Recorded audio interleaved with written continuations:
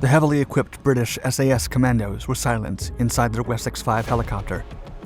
They had spent the last 16 hours traveling in dreadful weather looking for Argentinians, and now they had to turn back because one of them was beginning to show signs of hypothermia. Outside, a Force 10 storm with 100-mile gusts was making their lives miserable, but Royal Navy Lieutenant Mike Tidd still managed to lift off the helicopter and head for safety. However, a snowstorm eventually trapped the Wessex, and Tidd lost control of the aircraft. All the men miraculously survived the crash, but that was the least of their problems. They landed in the middle of nowhere, probably surrounded by approaching Argentinians, and had to rush to find cover if they wanted to survive the inclement weather, reaching minus 25 degrees. Operation Paraquet, the recapture of South Georgia as part of the Falklands War, was off to a rough start.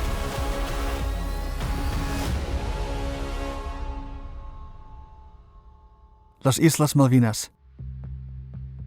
The history of the Falkland Islands, or Islas Malvinas, dates back to the early days of the Spanish conquistadors and the discovery of America. Both Spain and Portugal began to discover and pacify new territories in 1492, and the sailors quickly ventured further south into America. By the early 16th century, what appeared to be an archipelago showed up in their maps.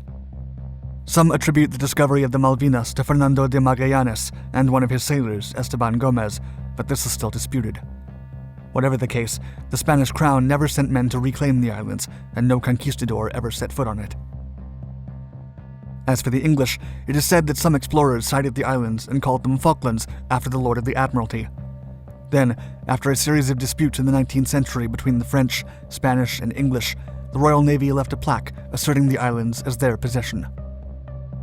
Independent Argentina would still set up a penal colony in the Falklands in the 1830s, which triggered Britain to come back and set up a series of ports to establish their domain.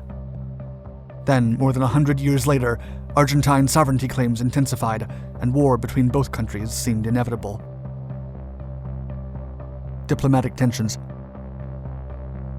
In 1965, both countries sought to settle the sovereignty dispute, but it was unsuccessful. The United Kingdom Foreign and Commonwealth Office was ready to cede the islands to Argentina to prevent further conflict. Still, the islanders organized a parliamentary lobby and frustrated the idea.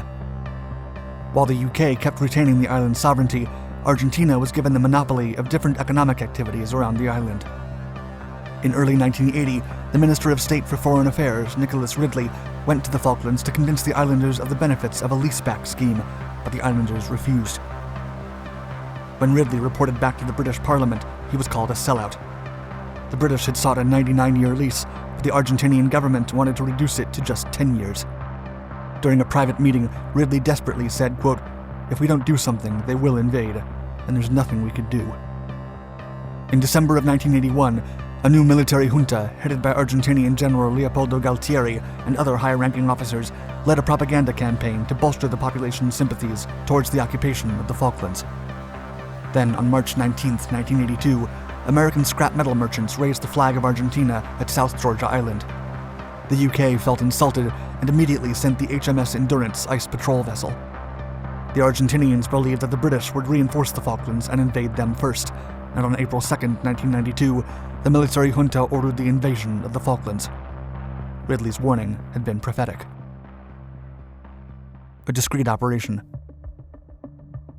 The Argentinians mounted a series of amphibious landings as part of Operation Rosario, and after a brave defense, the island's governor, Sir Rex Hunt, surrendered with his men. The armed forces reacted by sending the Royal Fleet Auxiliary Fort Austin to support HMS Endurance. HMS Splendid and the submarines HMS Spartan and Superb quickly joined them too. While the fleets of both armies mobilized and got ready for war, the British War Cabinet ordered Operation Paraquet, the recapture of South Georgia from Argentina. The operation was ordered by Admiral John Fieldhouse and was planned by the 3rd Commando Brigade. The mission was top secret, to surprise the Argentinians with a quick reaction task force. 42 commando operators who had recently completed winter warfare training in Norway were chosen for the operation. They would be led by an experienced mountain climber, Major Guy Sheridan, and Captain Chris Nunn. Additionally, the commandos would be assisted by a signal, medics, and reconnaissance company, with support from the Mountain and Arctic Warfare Cadre and Mountain Troop D Squadron from the Special Air Service, or SAS. However, accommodating 132 men in the available ships was the first of a series of problems they would soon face. first troops sailed on April 11th, and the rest of the SAS troops embarked on April 13th. Others followed via submarines. The rest of the task group met aboard HMS Endurance on April 14th and received written orders via airdraft through a Royal Air Force Nimrod. The landing on the island was expected for April 21st, 1982. Before the ships carrying the task group arrived off South Georgia on that day, the submarine Conqueror had already been on patrol for 2 days. Coordinated with a Royal Air Force Victor, Conqueror had been gathering intelligence about the island. The 7,000-mile reconnaissance missions did not spot any Argentine ships. The first order of business was to insert 3 SBS patrols at Hound Bay to set up an observation post near Brown Mountain. The men would then conduct a tactical insertion aboard inflatable Gemini boats that would travel across Cumberland East Bay. They were ready. Unforeseen circumstances. The SAS mountain troops from the D Squadron were dropped by a helicopter on Fortuna Glacier, some 20 miles southeast of Stromness. From there, the men would gather intelligence about Leith, Husvik, and East Fortuna Bay. The SAS chose Fortuna because the Argentinians would not expect an attack from that location. Still, members of the British Antarctic Survey opposed the idea based on the extreme weather conditions of the area. However, 15 men under Captain Gavin Hamilton decided to carry on with the mission the next day, and as brave as they were, they quickly realized that the conditions were far worse than they expected. The 2 Wessex helicopters carrying the troops were quickly struck by winds that exceeded 100 miles per hour. Crevasses slowed the advance, and the winds forbade the mountain troops from setting up their tents as they were swiftly swept away. After half a day of operations in the mountains, Captain Hamilton requested an evacuation when one of his men began to suffer from hypothermia, reporting to command, quote, "unable to move, environmental casualties imminent." A Wessex helicopter under the command of Lieutenant Mike Tidd was immediately dispatched to assist the men, but within minutes of takeoff, the helicopter's altimeter gave alerting signals.